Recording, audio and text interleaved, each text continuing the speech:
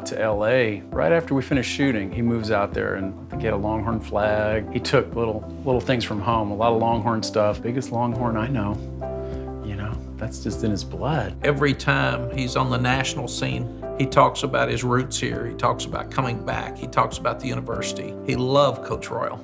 And he grew up loving Texas football. And he'll end up talking to the team. He'll just say, you're playing for the University of Texas Longhorns. And then he'll pause and say that again. You're playing for the University of Texas. Like, wow. And they'll go out and win. He'll come out to practice. I'll say, go down and watch the lineman. Tell me what you think. He'll come back with a list. This one's got good feet. This one's... So I think he really wanted to coach and just ended up being so good at acting that he had to stick with it. All through high school, college, we never talked about acting. He was going to college to be a lawyer. I actually heard about Matthew before I met him via my co-producer and my casting director had met him. He asked him if he wanted to be in a movie called Dazed and Confused, and Matthew said, sure. My first impression, this guy's too clean cut. It's not what I have in mind for the part. We read the scene, and right before my eyes, he just sort of transformed into that guy.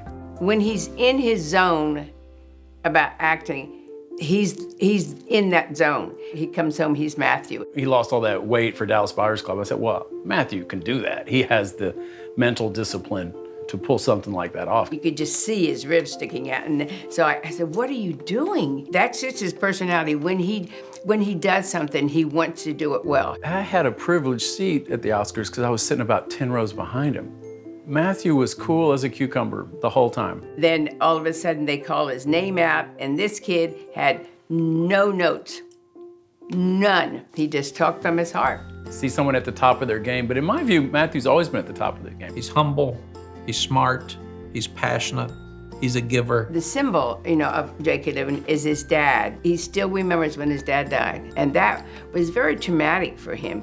I'm walking to the set and someone says, hey, I got really, really sad news. Matthew's father passed away. I was like, oh my God. I remember he came back and we had this big scene to do. And I said, what would you tell Pink, What would you tell him? And Matthew just looked at me and goes, well, it's all about living, isn't it? And he was like, yeah. So that night, he was just keep living.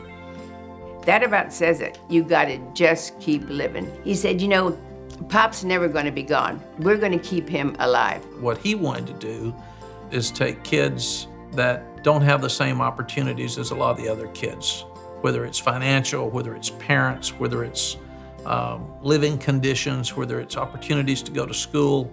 And he wanted to help them not only get on their feet, but feel better about themselves, be in better shape, learn to eat better, learn to study better. He is very, very passionate about it. In a long list of distinguished alums, I can't think of anyone who represents the university, better. He's a lifetime Longhorn. He's achieved so much. He's given back so much. He's just the best kind of Longhorn there is, I think.